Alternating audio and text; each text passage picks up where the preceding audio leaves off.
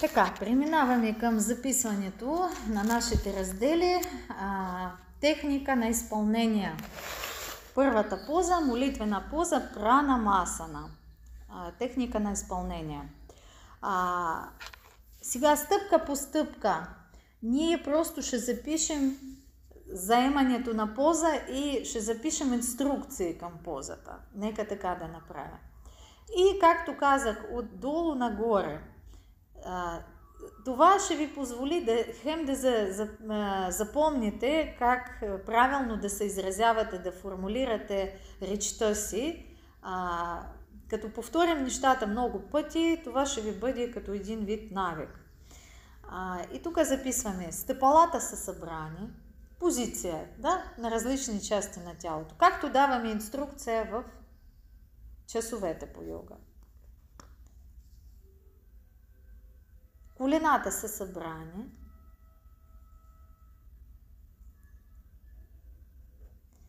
Тялото в една права линия.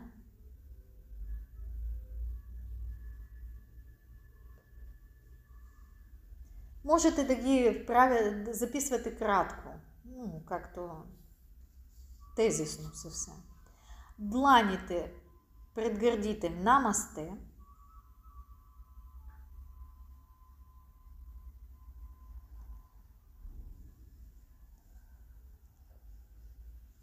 Темето опънато нагоре.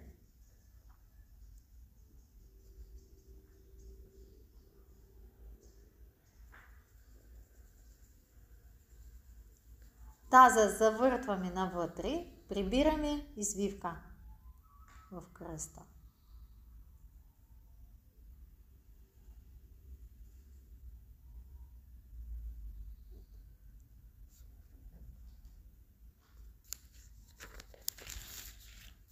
Така.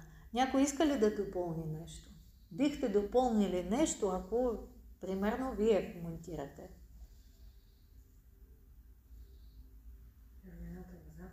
Така, можем да запишем.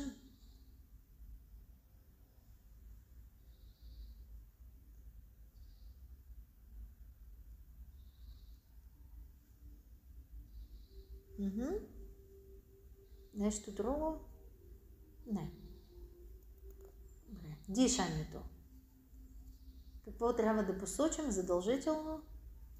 Че дишаме дълбоко, да. И в скобите можем да запишем, че 5 пъти вдишаме и издишаме. От 3 до 5. Така.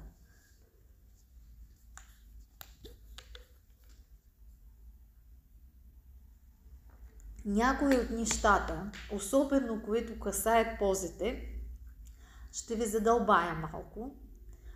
Може би някои неща смятате, че не са нужни, но това всичко ще ви изгради просто, как да кажа, по-дълбоко усещане за самата поза, дори и за вас самих. Защото някои неща могат да бъдат очевидни, но докато не ги проговорим, не се усвояват така.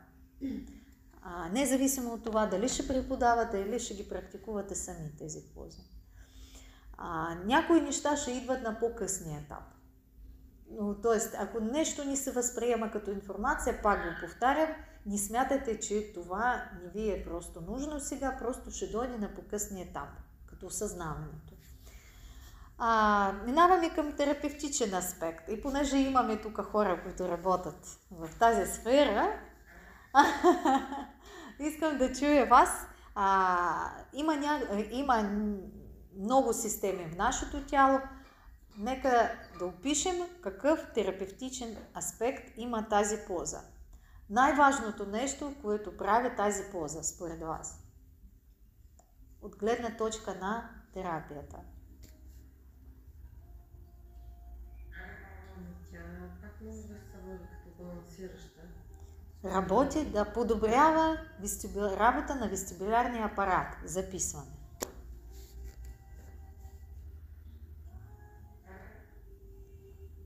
Подобрява работа на вестибулярния апарат.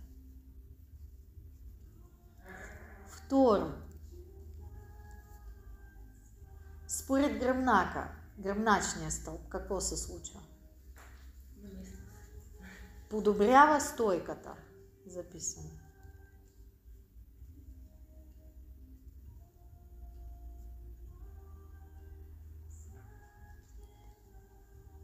Ще ви помогна в началото, след това вече ще чуя вашите отговори. Тонизира ли тялото? Тонизира тялото, защото ние краката все пак стягаме, нали?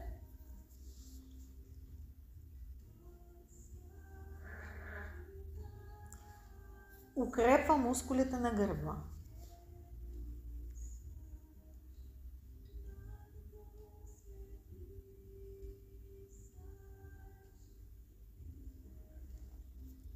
И нека да го оставим така, ако нещо ще се сетим, ще ги допълваме още тези неща. Следваща колонка – енергиен аспект. Тук какво има се в предвид? Говорим за въздействие на енергийното ниво, как работи позата, кои центрове активира и съответно въздействие върху енергийните канали също. Но понеже всеки един от вас е запознат с енергийна структура, косвено или пряко, няма да чуете тези думи за пръв път, съответно сега ще ги описваме. Какво се случва в тази поза най-важното? Активация на централния канал. Много пъти аз повтарям, че в тази поза ние сме като проводник.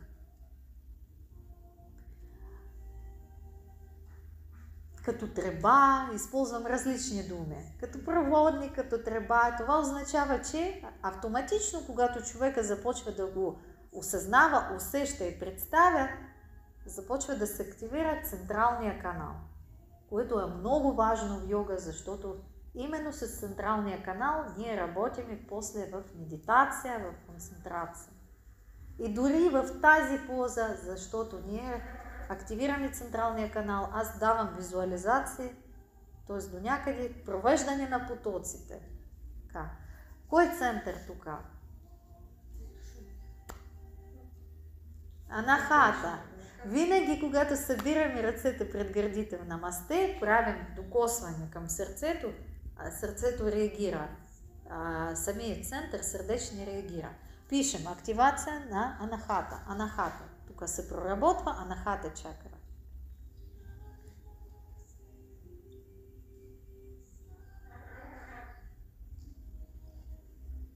Така.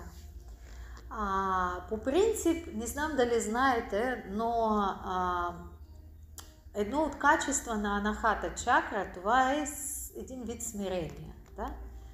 Смирение и благодарност. Да бъдем благодарни, да се научим да бъдем благодарни. Много често това е проблем за социални хора, защото те смятат, че света им дължен.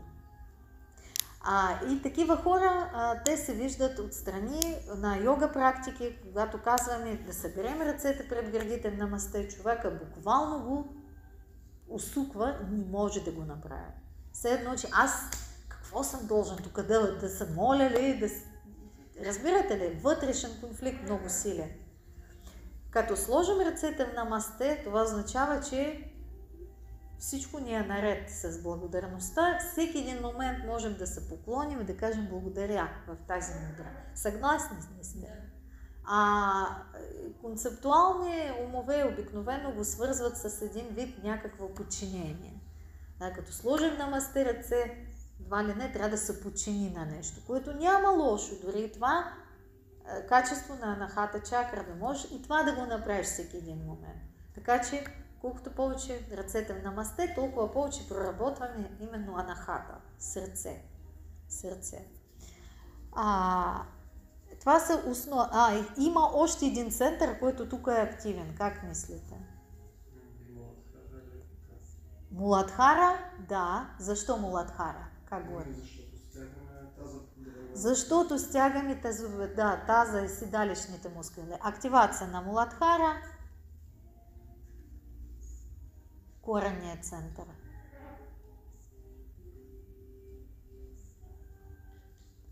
И още един център. Сахасрара, горния, защото темето опъваме нагоре.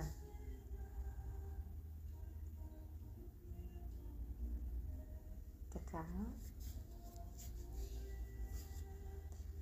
следва последната графа, която е основната идея на поза. Това е много интересно и много важно, защото когато знаем основната идея на поза, ние вече в позата заставаме както трябва.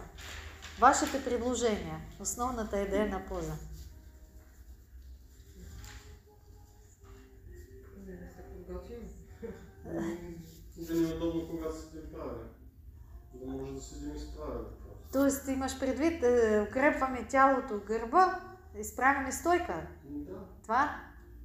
Добре. Тоест физически аспект е основната идея. Ваня? Да активираме сърдечната чакра. Защо? Защото самата поза се казва молитвена, пранамасана. Виждате колко е лесно, ама ние не се сещаме за това. Да, т.е. основната идея, тъй като самата поза прилича на някакъв ритуал, да се подготвяме за някаква ритуална практика. Или още един вариант, основна идея да бъдем една права линия, да се издължим в една права линия. Тук вече можете да запишете този вариант, който на този етап за вас е най-актуалният. Запишете, моля, именно този вариант. Каква е според вас основната идея на позата? А можете и двата да запишете, ако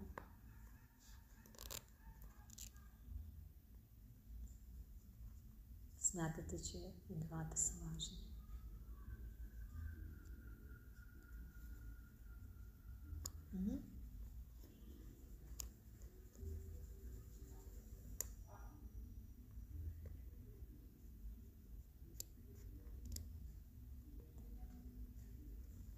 Така. Минаваме към Тадасана, поза планина. Тада означава планина или върха. Тада. Асана винаги има самото име и добавя се втората част на думата асана. Поза такава, поза онакава. Тадасана. Тада. Върха, асана, поза. Поза на върха или на планината. Техника на изпълнение. Пак записваме. Стъпалата са събрани. Или можем да запишем всичките, както и в пранамасана, положение на ръцете, пръстите опънати надолу,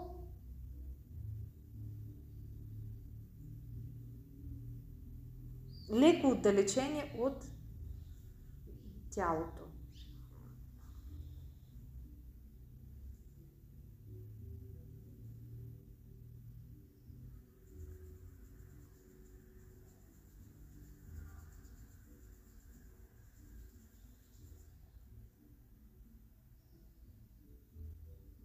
Леко отдалечени от тялото.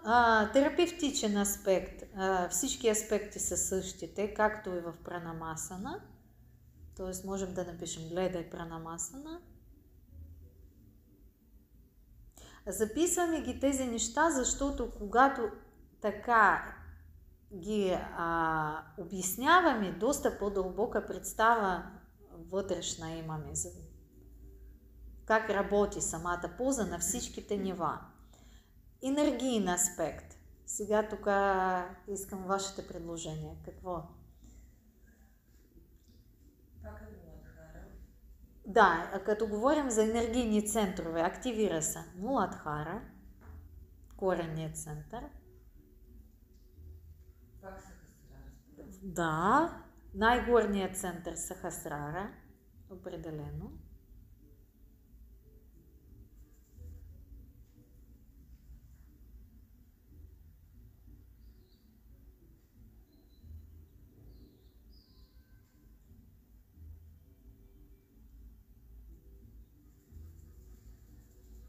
Още?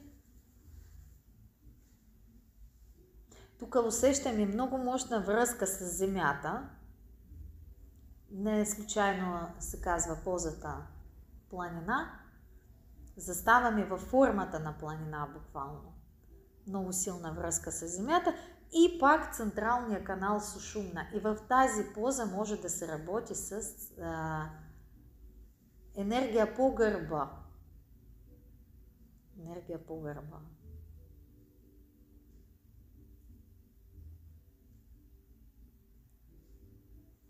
И най-интересното, основната идея на позата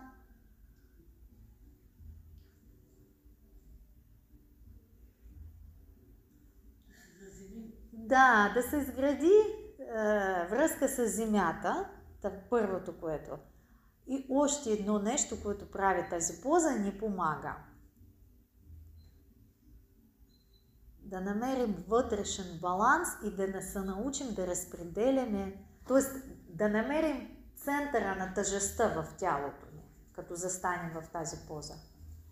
Това, което Ванка обясняваше. Като изпъна ръцете настрани и сякаш с ръцете търся отляво и дясно баланс и така се балансирам.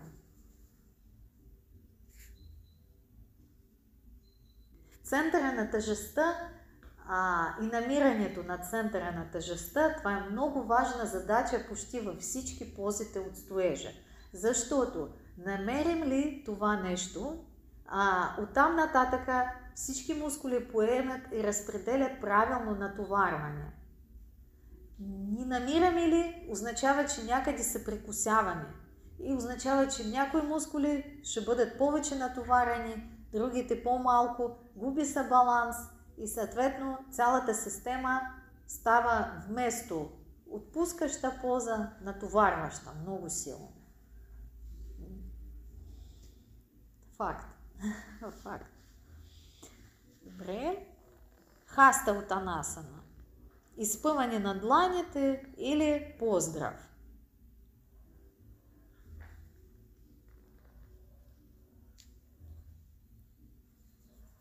Тук можем да добавим, че влизането е на вдишване.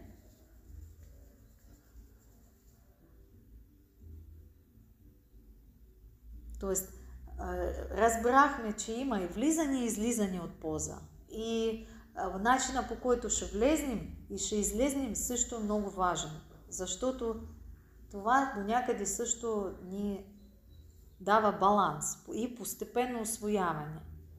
Влизането обикновено се случва от пранамасана. Това също можете да запишете. Влизане от пранамасана или молитвена поза.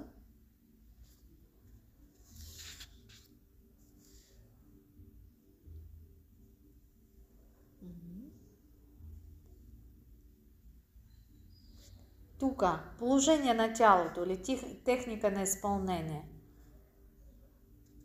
Ръцете дигнати нагоре, дланите са отворени навън, сочат напред и нагоре.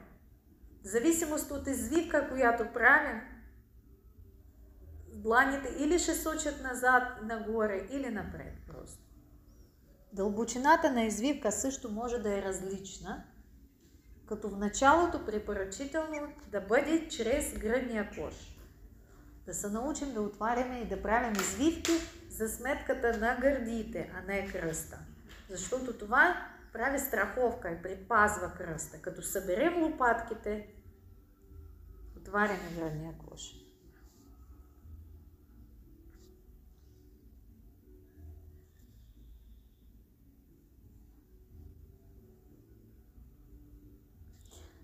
Главата сочи нагоре, гърлото е леко отворено.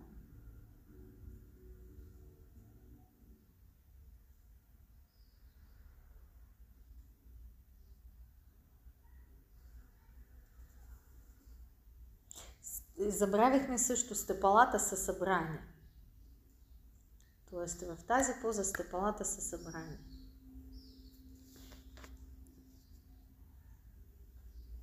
Добре. Минаваме към терапевтичен аспект. Предложение. Как го усещате? Какво подобрява тук? Развива гъвкавостта на гръбначния стълб. Или подобрява гъвкавостта на гръбнака.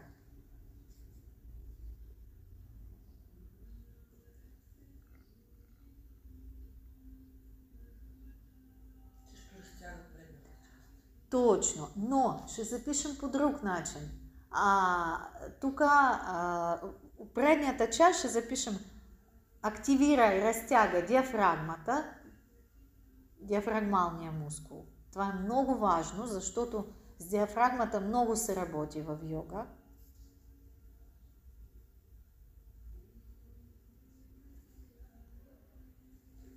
Отваря раменния пояс, т.е. профилактика на отварянето на рамената, профилактика на кифоза, също кифозните всички заболявания. Като записваме терапевтичен аспект, искам да ви кажа, че това е просто... Никой не е правил статистики, както в медицината е прието. Примерно, айде направим 100 000 повторения, в продължение на 3 месеца групата от 200 човека на различна възраст и тогава вече накрая записваме какво е, що е се подобрило. Нали това го разбирате? Това не е някакви медицински заключения, направени от тази гледна точка. Това е евентуално това, което се случва с годините. Ние го наблюдаваме във времето, практикувайки йога. И можем да го предлагаме, но ни казваме, че това 100% ще реши проблем на човека. Защото пак всичко е много индивидуално. Просто това ни помага да осъзнаем позата по-дълбоко и да я практикуваме по-дълбоко. Какво още тук се случва? Увеличаваме капацитета, да, малко на дробовете, защото все пак отваряме гръдния кош.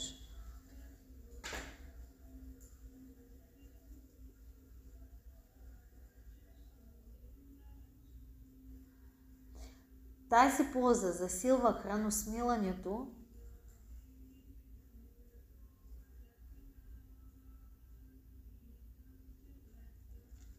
защото като пънем ръцете нагоре и се извием назад, какво усещаме? Червата, стомаха, жлъчката, някой път даже можем да усетим такова нещо, да? Като фасални масаж. Това е правилно по принцип, така трябва да бъде. И на йога занимания често могат да има такива звуци. Също хубаво да казвате на хора, че да не се притесняват, че това е нормално. Правилна реакция на организма всъщност. Добре. И стига толкова с терапия, че ще излезне, че Хаста Утанасана е било панацея от всичко. Не, че не е така. Това ли при косопат? Да, що да не. Хубаво да имаме чувство за хумор от време на време, такива шегички да пускаме, защото това разтоварва хората до някъде. Добре. Пък знаеш ли, може да й помогне. И основната идея на поезата. Как го я усещате? Като я правите, как го усещате? Какъв аспект? Какво се включва при вас?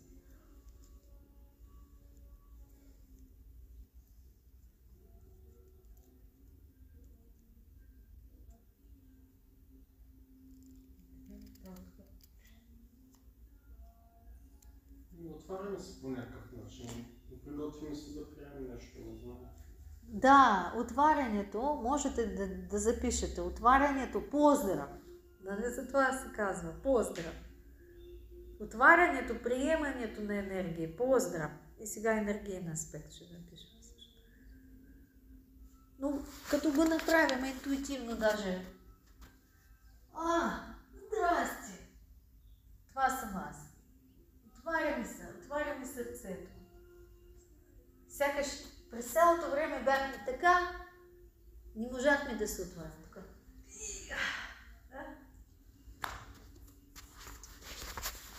Енергиен аспект пропуснахме. Тук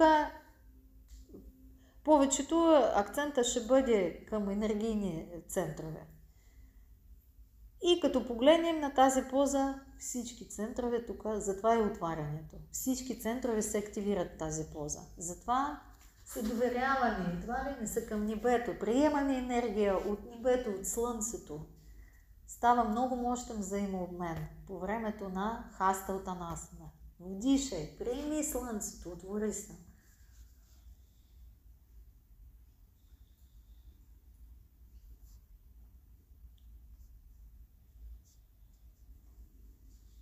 Всички центрове.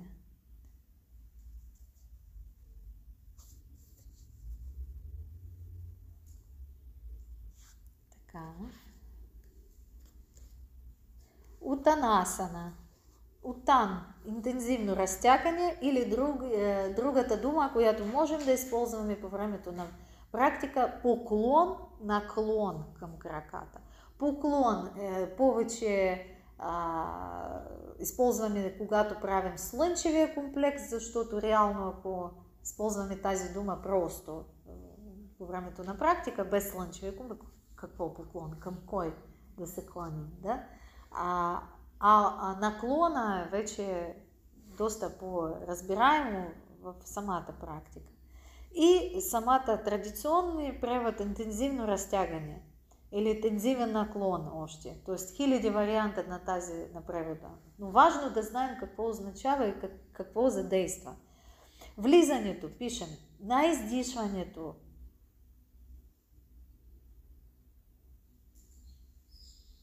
На издишването влизаме, навеждайки се с прав гръб от една от правостоящи пози. Или тадасана, или пранамасана, в зависимост от това какво правим, какъв комплекс, динамичен или просто правим самата поза. Положение на краката са събрани, стъпалата са събрани.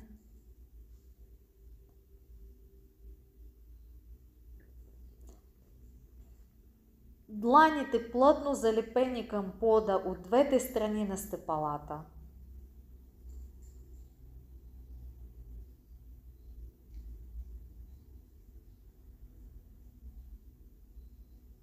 Главата към глезени или към колената.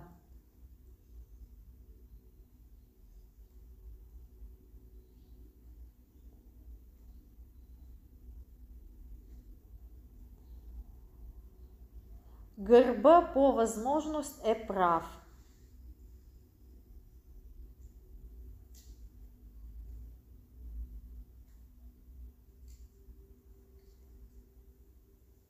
Опашката избутваме нагоре.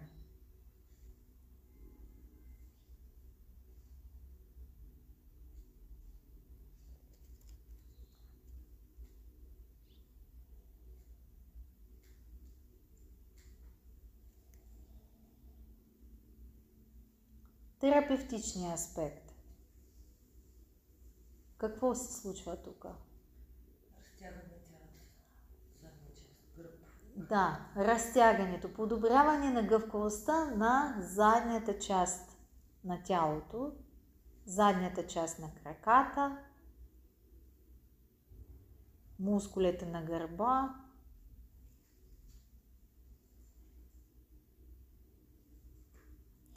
Като в някои трактати по йога, примерно както на Свами Сватмарама, Хатха Йога Прадипика, вие ще срещнете същите пози, както в системата на Енгар. Все пак Свами Сватмарама, това е по-старо, да? Нещо по-старо писание. Съответно, Айнгар взимал всичките пози все пак от старите системи, които му предава Кришнамачаря. Така че не ги е измислил той тези пози. И примерно Утанасана е една от позите, които ще се срещне почти навсякъде. И в някои древни трактати по йога се споменават физиологически и терапевтични аспект на тази поза, което подобряване на храносмилане, дори до излекуване от някакви жлъчни заболявания и така нататък. Както Емо минали път споменаваше, в Хатха Йога Прадипика пише, че поза петел, тази, която заставаш върху лактите и краката ти са в въздуха, ти прави безсмъртен. Така пише в Хатха Йога Прадипика. Айде де, обаче това става въпрос дума за това, че подобрява храносмилането. А в някои трактати по йога пише, че тази поза, петел, тя те кара да, в смисъл метаболизма ти така се засилва, че ти буквално може каквото да изядеш, отрова да изядеш, нищо няма да ти се случи. Който практикува поза петел всеки ден, става резистентен към всичките отрови. И живак да изядеш, и там някакви метални пръчки да глъташ, перони да глъташ, стеклата да ядеш, няма проблем. Представете си. Тоест, ние просто ще запишем, че подобрява храносмилането. Няма да те направи безсмъртен, макар толкова се иска. Но, наистина е така. Какво още тук? Как мислите? С вестибулярния апарат работим ли? Да. Записваме, подобрява работа на вестибулярния апарат.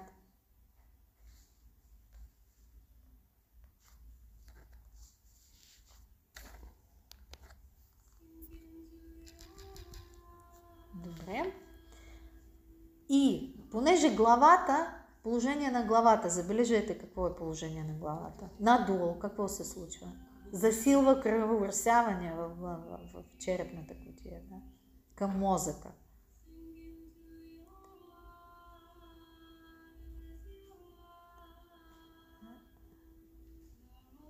Което прави определено тази поза не за всеки. Какви ще бъдат противопоказания? Въртене на свят, тогава не може. Да, но имам предвид заболявания конкретно. Висококръвно.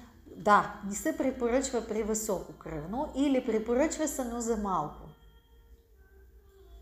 А как можем да разберем, че човека има висококръвно? Не знам точно. Зачервяването, точно. Тоест човека моментално се зачервява. Ако не ви е казал. По принцип хубаво да питаме хора, когато идват за пръв път, дали имат някакви противопоказания. Особено ако човека е 60+. Не пред всички, може би отделно, но хубаво да знаем тези неща. Защото сега много хора и млади хора имат дискови херни, различни заболявания. Не дай си Боже онкозаболявания, защото тогава той въобще не би казала, че не е за йога, но по-скоро за частни уроци по йога, не за групови занимания. Така че глаукома също не се препоръчва. Всички видови заболявания, свързани с очното налягане. Да.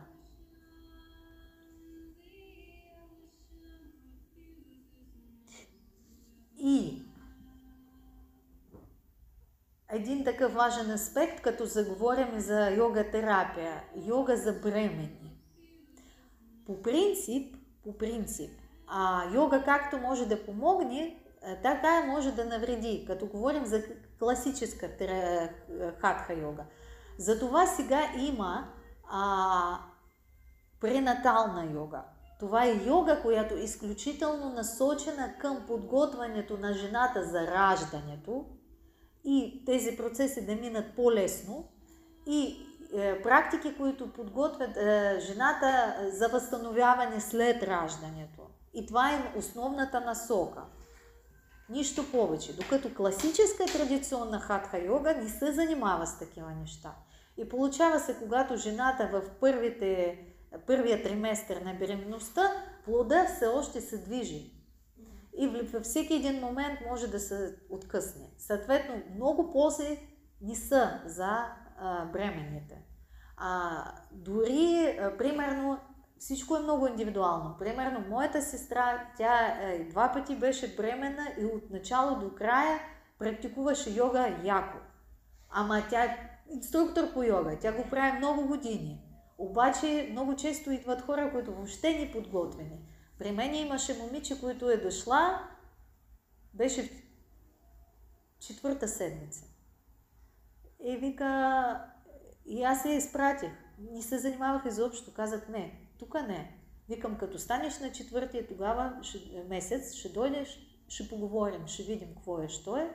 Но сега не. И хубаво, че стана така, защото тя после сподели, че е била в отделенията на съхраняването, защото наистина стана инцидент. Не заради йога, но просто и тя не знаела, че може така да се случи. Така че тази поза за бременните, по принцип не се занимавайте с бременните. Така ви искам да кажа. Ако може, насочвайте ги към специалисти. Има сега пренатална йога, има хора, които практикуват пренатална йога. Това е абсолютно друга насока. Въобще друга насока.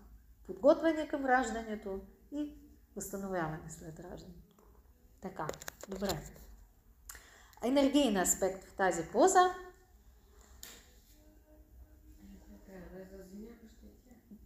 Да, защото опашката ни и кореня сочи нагоре. Активация на Муладхара, много силна. Коренният център.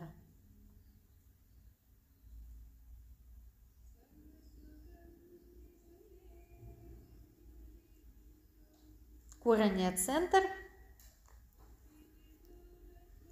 Също така, тук има извивка, сгънка в корема. Това автоматично засяга Свадхистана, вторият център. Вторият център. Вижте какво, по принцип във всяка една поза могат да се проработват повече едните центрове, повече другите, в зависимост от това на какво ниво е човека и как я усеща тази поза. Но ако говорим за както трябва, също тук е гърления център, защото правим Джаландхара Бандха, гърления възъл, заключваме енергия. Между другото, това сега ще запишем. Терапевтичен аспект, има въздействие, стимулира щитовидна жлеза.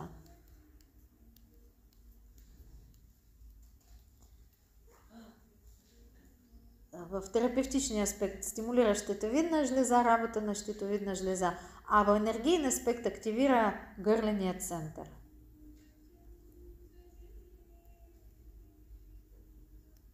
И понеже до някъде главата ни сочи надолу, енергията автоматично се насочва и към, ето тук, Сахасрара, да?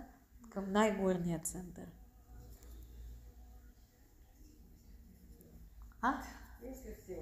Да.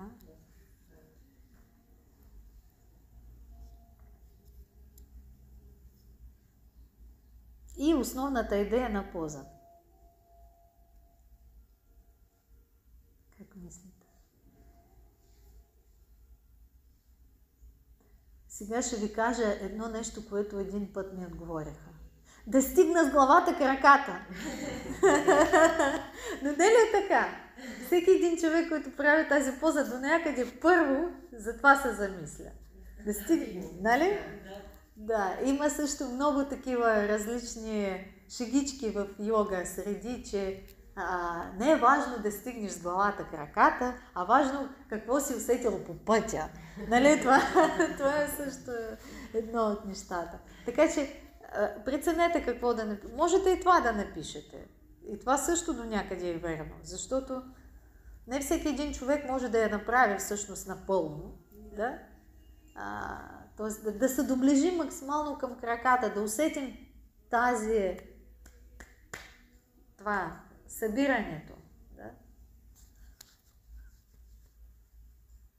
И една от най-предизвикателни пози все пак.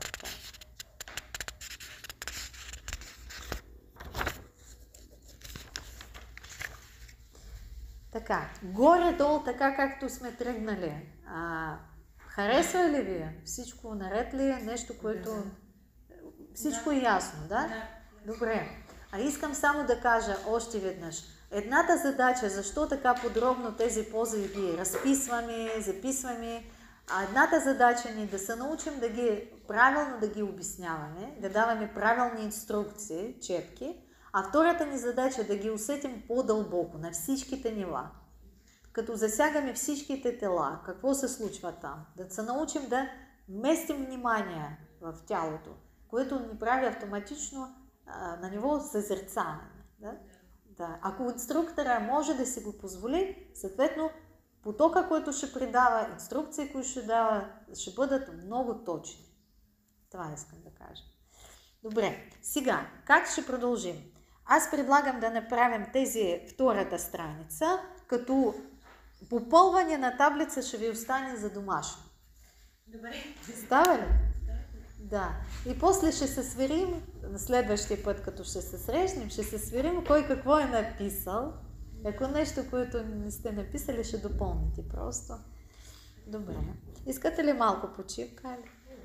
Аз мога да отворя да пада. Добре.